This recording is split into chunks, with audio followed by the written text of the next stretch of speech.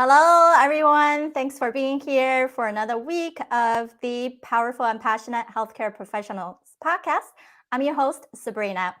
And today, wow, what are we talking about? Is the option that we feel like in medicine is what do we call our patients, right? They need to be patient with us because we still have to figure out how to help them.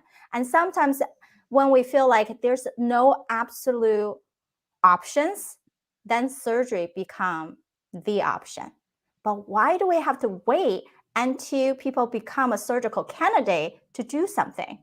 And really, at time, we even turn people down when they're too critically ill. And so for those of us who are trying to help our patients to really get to the better state before they get on our table, that's where Dr. Philip Ovadia comes in. And I'm so glad that he's joining us, who has graduated from Jefferson Medical College and then completed a general surgery residency at UMDNJ Robert Wood Johnson Medical School and a cardiothoracic surgery fellowship at Tufts, New England Medical Center. After 15 years of practicing as a cardiac surgeon, Dr. Ovadia came to realize the importance of metabolic health after overcoming his own lifelong battle of obesity. And now he runs a telemedicine practice and called Ovadia Heart Health. He focuses on improving metabolic health and teaching people to stay off my operating table. And this title is also his recently published book. Thank you so much for joining us, spending time with us, and I'm sure our audience, and we also thank you, right, for listening because you choose to be here for yourself. Hi, Sabrina. It's so great to be here with you and really excited to have this conversation. Obviously, you have an intimate knowledge of the world that I exist in and the cardiac surgery world. And, more and more what I've come to learn as I've gone throughout my career is how much power we all have to help people to stay healthy and not end up on our operating tables. Exactly. It's so much, I feel like medicine has become more open to not just meds, right? Like, oh, there's a pharmaceutical alternation. So, well, you just need to do some therapy, but it's a lot more than that. And yes, in some ways, it's our job security in a way, right? But we don't want to be in that position. So I love it that you are in a position of saying, hey, I want people to know better way to live and seeing what are the challenges, what are the myths when it comes to their health. Not everyone can just keep this certain diet and keep this exercise and they're all set, right? So what are some of the myths you feel like people commonly throw out there that you like to break? Yeah, the first myth that I always get people to try and break is that, that they somehow don't have control over their health, that they need to be relying, on their doctors, on their healthcare system to keep them healthy. And the reality is that each one of us has the power within us to take charge of our health and to find the tools, find the habits that are going to keep us healthy, or even in the case if we already have diseases like type 2 diabetes or high blood pressure, that these are oftentimes reversible when people take that action. But you can't just be a passive participant in your own health. You need to be taking an active role. Right, it's that extreme ownership of our own self, right? Like our own behavior, instead of saying, oh, I just need to be consistent, I just need to be more motivated, but not seeing the consequences of your inactivity or really facing the truth of maybe it's genetics, maybe it's the external environment you're in, but we still have to do something about how we make our choices. And do you feel like a healthcare professional nowadays are more likely to refer people out to people like you who are talking about metabolic health, or people are specifically in nutrition or coaching on their decision making. Do you see that happening right now? I am encouraged that the, sort of metabolic health movement is gaining some traction and is growing. But unfortunately, it still remains a very small aspect of healthcare. And I think that our healthcare system is so overly focused on, treatments, on how to take care of sick people that we really don't pay nearly enough attention on how to prevent people from getting sick in the first place. Yeah. And let's us dive deeper into what metabolic health is. I believe if we just get a little more clarity, and some of us maybe never heard of it. So how could we refer patient out if we don't even understand ourselves? So would you like to give us some rundown on what are some of the major things you would like people in the healthcare field to know? Yeah. So, at its root, metabolic health basically refers to the body's ability to be properly utilizing the inputs that we are giving it. And, the major input that we put into our bodies is the food that we are eating. And when someone is metabolically healthy, their body is properly processing those inputs. And typically, we do one of three things with the food that we eat. Some of it gets immediately turned into energy to be, fueling all of the activities that go on in the body. Some of it is used to build and rebuild our tissues, another process that's constantly going on within our bodies. And then a little bit of it is supposed to go into storage in case there are times when food's not available. Historically, we weren't eating all the time. Although today we've gotten to a point where many of us are eating just about all the time. And so what ends up happening is too much energy gets stored. That stored energy never gets utilized. And that starts to kind of spill over and have toxic effects throughout our body. And ultimately, metabolic health is at the root cause of most of the chronic diseases that we face today. When you look at things like diabetes, heart disease, Alzheimer's disease, many forms of cancer, these have all been related to poor metabolic health. Right. So it's really pay attention to what do we put in our mouth, and because our body changes them up, and since we are all different genetic making in some degree, and it processes differently for us, and do we even know how that is working? Right? Isn't that the biggest question? Is the breakdown of the system, or some people worry about the toxicity, right, that we're consuming. So what are some things that we should be paying attention to, maybe some tips that we should be sharing with our patient, or even just for us to take on those role of, hey, am I doing that? Am I doing a harmful thing to myself I didn't even know of? Yeah, exactly. I think first and foremost, as healthcare professionals, we should be modeling good behavior. We should be demonstrations of health. And unfortunately, way too many of us aren't. I know for a long period of time, I was a very unhealthy doctor. I was morbidly obese.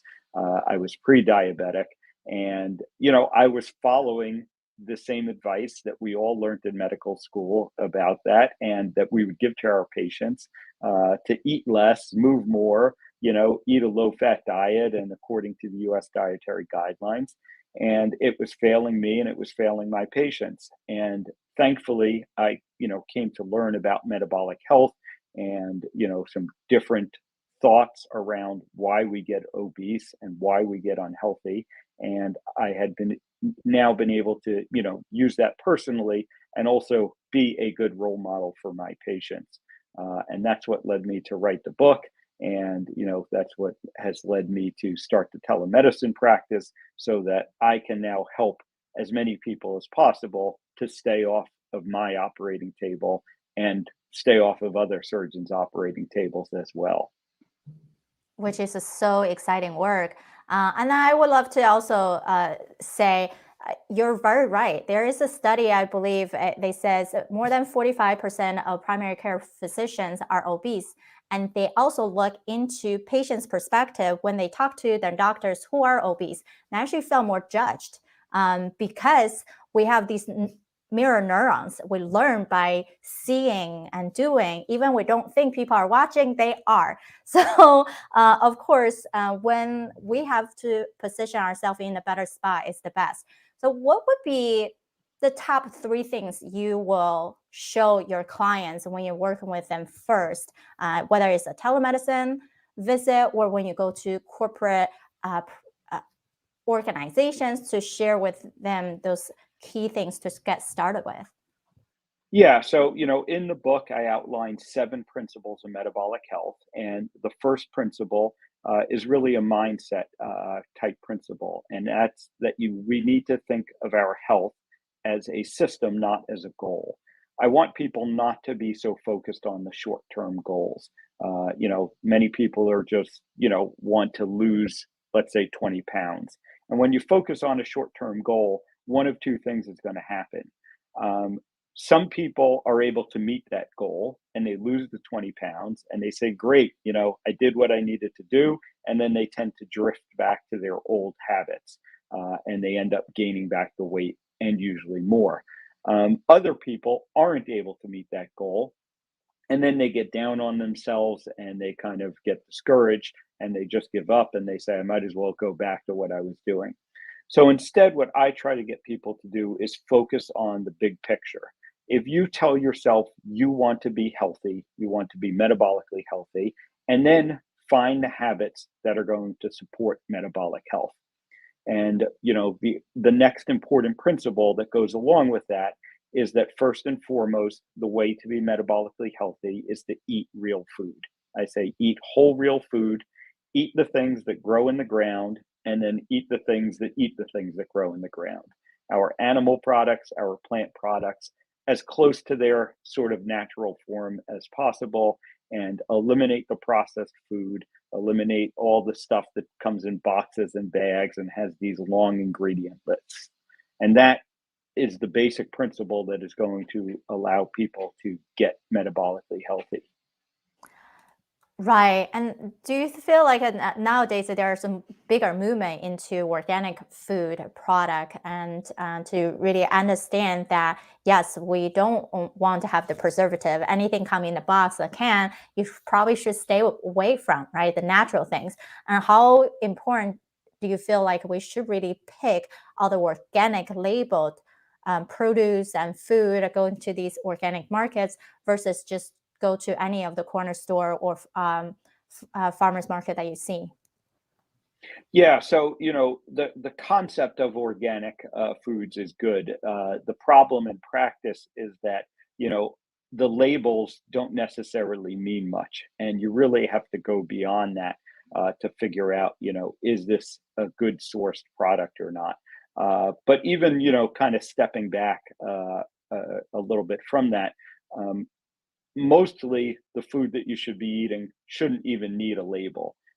You should know what it is. It should have one, simple ingredient or, maybe a couple of simple ingredients combined. And that, eliminates a lot of the problematic things that are in our food supply these days. And those being the highly processed carbohydrates and the fake oils, the vegetable and seed oils that have become so prevalent in processed food.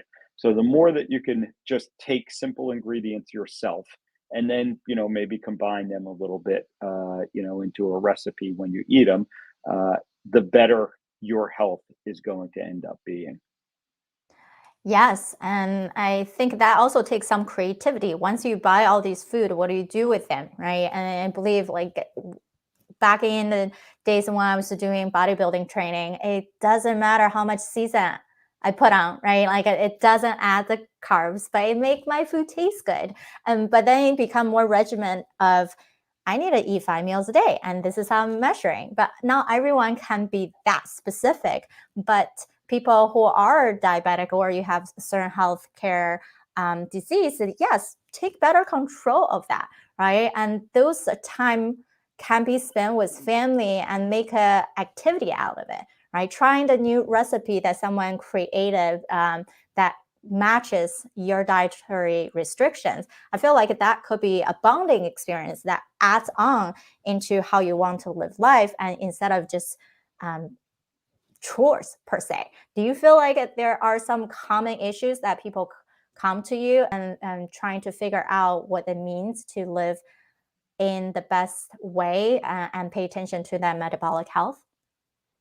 Yeah, certainly, one of the most common issues I deal with is heart disease. Obviously, my background as a heart surgeon and still being an active heart surgeon, people oftentimes seek me out because of my knowledge around heart disease. But what I've come to discover in this journey is, the same thing that addresses people's heart disease is going to address many of the chronic medical problems that they are facing. So people with heart disease oftentimes have diabetes, have high blood pressure.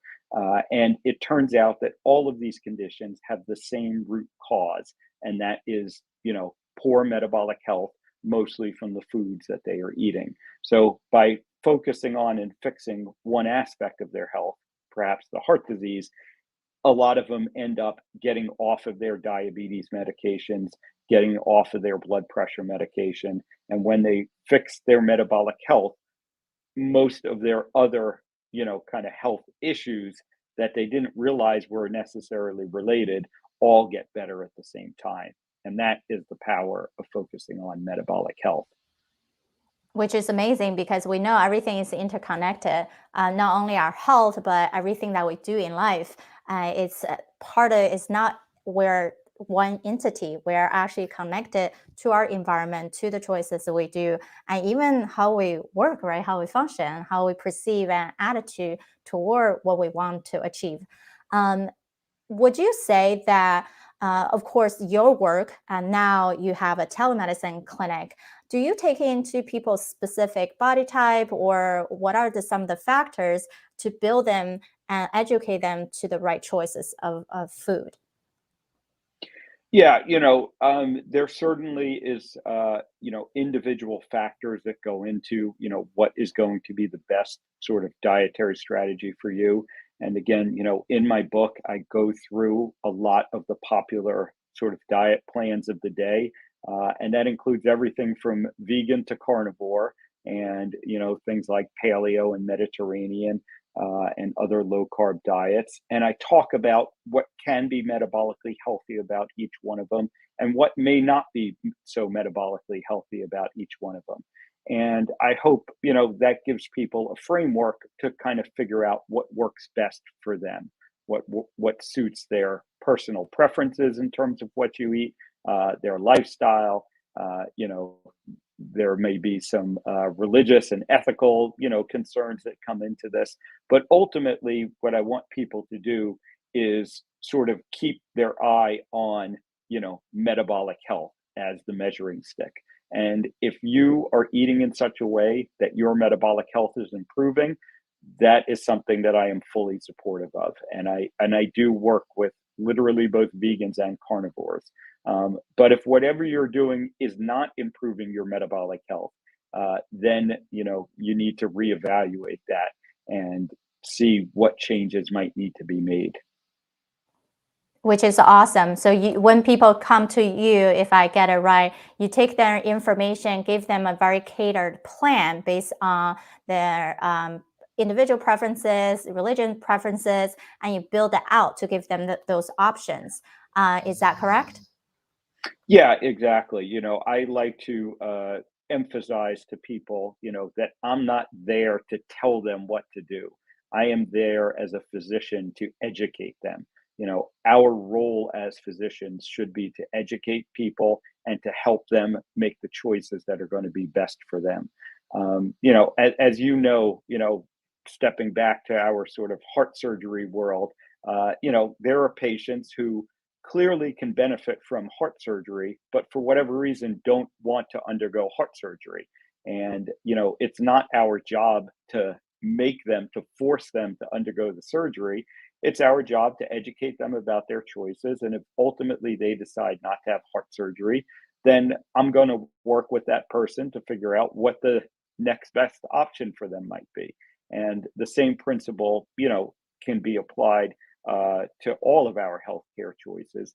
We as physicians shouldn't be here to force people, to mandate people to do things. We are here to educate people and to help them make the best choices for their, all of the factors in their life.